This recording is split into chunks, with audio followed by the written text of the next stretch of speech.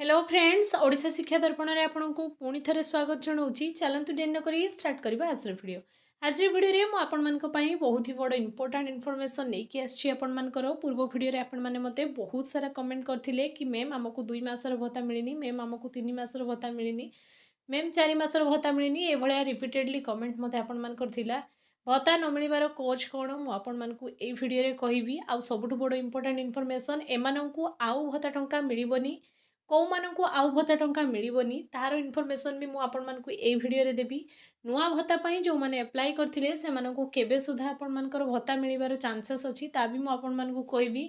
एमती बहुत सारा इनफॉरमेशन आ बहुत सारा डाउट आपनकर भत्ता रिलेटेड निश्चय थिबो, तो सबु किछि इनफॉरमेशन मु आपनमानकु एई वीडियो रे देवी। तो वीडियो बहुत ही इनफॉर्मेटिव रहिबो आपनमानक पई। जदि आपण भत्ता टंका को अपेक्षा करछंती तो वीडियोटी को प्रथम रु शेष पर्यंत कंटिन्यू करंतु। वीडियो शेष रे आपनमानकु केबे भत्ता टंका मिलिबो तार इनफॉरमेशन मु निश्चय भाबरे दबाकू चेष्टा करिवि। चलतु डिनो करी स्टार्ट करबा आज वीडियो को स्टार्ट करबा पूर्व सर्वप्रथम आपनको एति कहबी, चैनल जदि प्रथम थर पर विजिट करछंती चैनल को निश्चय भाबरे सब्सक्राइब करके रखंतु, जहा फल आगामी दिन में आपण माने बहुत सारा इनफॉरमेशन एई भली भत्ता टंका रिलेटेड पाई परिबे, जहा आपण मानकु बहुत सारा सहाय्य करिवो। चलतु डिनो करी स्टार्ट करबा आज वीडियो को। देखंतु स्टेप वाइज आम गोटे पर गोटे सबकि को डिस्कसन करवा। राज्य में आपंकर क्यों प्रकार अवस्था चली भत्ता क्षेत्र में आपंकर एक युद्ध चलती आपंकर कहीं देखु गरीब माँ मौसी माने गरीब मौसा माने आपंकर जो मैंने 1000 टंका भत्ता को अपेक्षा करके गोटे मास रही था, मास आरंभ में चिंता करती केमी आम 1000 टंका भितर चलवा और मास सरिले आमको आउ थे भत्ता मिल। सरकार आज की खेलवाई आउ कहा सहित भी आपण मानकर पाइलेनी से माने सहित सरकार खेलुंट जो मैंने 1000 टंकार ही माने पूरा मासर गुजराण मेटाऊँच। थे चिंता कलेनी सरकार कि भत्ता बंद कलापर से बुढ़ा मौसा मौसी मानकर अवस्था कौन हम। देशर अर्थनीति आपण मानकर जहाँ भी थाऊ कि बहुत किसी जिनस सरकार माने देश रु देश बुलवा आपण मानकर राज्य रु राज्य बुलवा एमती बहुत सारा पखाड़ दिवस मानिबा एमती बहुत सारा बेकार खर्च सरकार करिपारुचंती, किंतु केबे राज्य रे एभली अवस्था आसी नथिला। 3 मास 4 मास को थरे आपण मानकर एबे भत्ता टंका मिलुची। भत्ता टंका रे बहुत सारा अनिश्चितता आपण मानकर देखा दउची। काहाकू 2 मासर मिलला तापरे 4 मासर मिलुनी, तापरे केबे मिलुची ठीक ठिकाना रहुनी। काहाकू ए पर्यंत कंटिन्यूअसली आपण मानकर मे मास पाखरु आपण मानकर मिली ही नाही।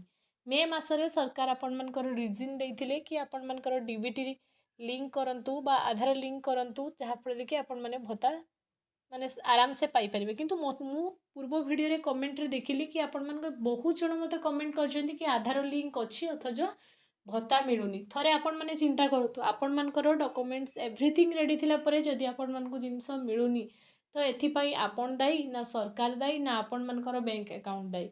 निश्चय भाव में सरकार दायी। सरकार आपण मानकर टंका आपण को अकाउंट को पठाउ नाहंती। आउ मिथ्या बाहाना और मिथ्या प्रतिश्रुति गोटे कि आधार लिंक नहीं, डीबीटी रे प्रोसेस चली आपण मानकर कंप्यूटर रे अपडेट चली से आपण मानकर विलंब होउची। ए सब आज्ञा मिथ्या प्रतिश्रुति, केवल मिछ प्रतिश्रुति रे सरकार आपण मानकु भुआ बुलाउछंती। आपण माने मते कमेंट करके निश्चय भाव में कहिबे कि मु जहा कहूची ठीक कहूची कि नहीं। आपण मानकर मु कहूनी एबे पूरा सारा राज्यर आपण मानकर समस्त जानी गलेनी सरकार आपण मानकर मिथ्या कथबार्ता को समस्ते बुझीगले कि सबकि डॉक्यूमेंट्स ठीक थाई कि भी आपण मानकर भत्ता आसुनी, माने तापाई आपण मानकर केठी ना केठी सरकार दायी। आपण मानकु भत्ता टंका न दबा पाई एटा गोटे मिथ्या आपण मानकर प्रतिश्रुति। 3000 तो दबा दूर कथा, एबे 1000 टंका सरकार दबा पाई अक्षम। तो आगामी इलेक्शन को आपण माने चिंता करंतु काहा को आपण माने वोट देबे, को सरकार को बाछिबे जहा फल सी आपण मानक दुख बुझिबो। आउ गोटे बहुत दुखर विषय कि बहुत जन मते कमेंट करथिले कि मैम आमे नुआ भत्ता पाई अप्लाई करथिले एपर्यंत आपनको भत्ता मिललानी। देखंतु राज्य रे भत्ता को नेकी अवस्था बहुत ही खराब। आपण माने सरकार विभिन्न जगह रे आपण मानकर जेमति आपण मानकर अंत्योदय योजना रे आपण मानकर चाउल कमै देले। एई सबु गरीब बुढ़ा बुढ़ी मौसा मौसी एई सबु लोकंको पेट को लात मारिकी सरकार निजे भ्रमण करूचंती देश टू देश। निजे विभिन्न प्रकार ये इवेंट को सब सेलिब्रेट करुँच जेठी आपण मानकर आदु माने देशर राजस्व खर्च करके सेलिब्रेट करने कथा नुहे। से भाया जिनस पखाड़ दिवस कर दौरान आपण मानकर ମାନେ ଲକ୍ଷାଧିକ ଟଙ୍କାର ମାନେ ଆପଣମାନଙ୍କର ଦେଶର ଅର୍ଥନୀତିକୁ ନଷ୍ଟ କରିକି ସରକାର ସେସବୁ ଜିନିଷକୁ ମାନେ ପାର୍ଟି ପଲିଟିକ୍ସ ପାଇଁ ସେଲିବ୍ରେଟ୍ କରୁଛନ୍ତି, ଯେଉଁଟାକି ଆପଣମାନଙ୍କର ହକ୍। ଆପଣମାନେ ମାସକୁ ମାସ ଭତ୍ତା ପାଇବେ, ଏଇଟା ଆପଣମାନଙ୍କର ମାନେ ନିହାତି ଆପଣମାନଙ୍କ ପ୍ରତି କେଠି ନା କେଠି ବହୁତ ଅନ୍ୟାୟ ହେଉଛି। ଆଉ ଯେଉଁ ଜିନିଷରେ କଣ୍ଟ୍ରୋଲ ସରକାର ଲଗାଉଛନ୍ତି କି ଆପଣମାନଙ୍କର ଜିନିଷ ମାନେ ଗ୍ରୋସରୀ ଆଇଟମ୍ରେ ବି ତ ମହଙ୍ଗା ମାଡ଼ ଚଲେଇଛନ୍ତି ସରକାର। ଦେଖନ୍ତୁ ଏଇଟା ରାଜ୍ୟରେ ଭତ୍ତା ଅପେକ୍ଷାରେ ଆଉ 5 ଲକ୍ଷ ଲୋକ ଆପଣମାନଙ୍କର ଭତ୍ତାକୁ ଅପେକ୍ଷା କରିକି ରହିଛନ୍ତି। ଥରେ ଚିନ୍ତା କରନ୍ତୁ, ସେଇ ଭିତରୁ ବହୁତ ଜଣ ଲୋକ ଆପଣମାନଙ୍କର ଲେଖା ବି ହେଇଛି, ପେପର ଆର୍ଟିକଲରେ ଦେଖିବେ 80 ବର୍ଷରୁ ଅଧିକ ଆବେଦନକାରୀଙ୍କ ମଧ୍ୟରେ ଗଞ୍ଜାମରୁ ଆପଣମାନଙ୍କର 423 ଜଣ, ଯାଜପୁରରୁ ଆପଣମାନଙ୍କର 261 ଜଣ, କଟକରୁ 210 ଜଣ, ମୟୂରଭଞ୍ଜରୁ 125 ଜଣ, ଆପଣମାନଙ୍କର ଅନୁଗୁଳରୁ 220 ଜଣ। ଥରେ ଚିନ୍ତା କରନ୍ତୁ, ଏଇ ଲୋକମାନଙ୍କର ଆୟୁଷ ଆଉ କେତେ ଦିନ ଥିବ? 80 ବର୍ଷ କ୍ରସ୍ କଲାଣି, ବୟସର ଆଉ ମାନେ ପର୍ଯ୍ୟାପ୍ତ ସୀମାରେ ସେମାନେ ପହଞ୍ଚିଲେଣି। ସରକାରଙ୍କ ସୁବିଧା ଏଟା, କିଏ କାହା ଘରୁ ବି ଆଣିକି କାହାକୁ ଦେଉନାହିଁ। ଏଟା ସରକାରୀ ସୁବିଧା, ଅଥଚ ମାନେ ପ୍ରଚାର ପ୍ରସାରରେ ଆପଣମାନଙ୍କର ବିଜେପି ସରକାର ନିଜକୁ ବହୁତ ଆଗରେ ରଖିଛି, ଯାହାଫଳରେ କି ଆପଣମାନଙ୍କର ଭିନ୍ନକ୍ଷମମାନଙ୍କ ଲିଷ୍ଟ ବି ଦେଖନ୍ତୁ। 80 ବର୍ଷରୁ ଆପଣମାନଙ୍କର ଅଧିକ ବ୍ୟକ୍ତି ଆପଣଙ୍କର 3.84 ଲାକ୍ସ ଅଛନ୍ତି, 3 ଲକ୍ଷ ମାନେ ପାଖାପାଖି ଆପଣଙ୍କର 4 ଲକ୍ଷ ଲୋକ 80 ବର୍ଷରୁ ଅଧିକା ଅଛନ୍ତି ଆପଣମାନଙ୍କର। କେନ୍ଦ୍ର ସରକାର ରାଜ୍ୟ ସରକାରଙ୍କର ଅନ୍ତର ଭିତରେ ନିଶ୍ଚୟ ଯନ୍ତ୍ରଣା ହେବା କଥା ଆପଣମାନଙ୍କର, କି ଯେମାନେ ନିହାତି ଆବଶ୍ୟକ ଯେମାନଙ୍କ ପାଇଁ, ମାନେ 80 ବର୍ଷରୁ ଉର୍ଦ୍ଧ୍ୱ ଲୋକ ପାଇଁ ଏ ସାହାଯ୍ୟ ନିହାତି। ହୁଏତ ପରିବାରର ସାହାଯ୍ୟ ନଥିବ ତା ପାଖରେ, ସେଥିପାଇଁ ସେ ଭତ୍ତା ଆପ୍ଲାଏ କରିଛି।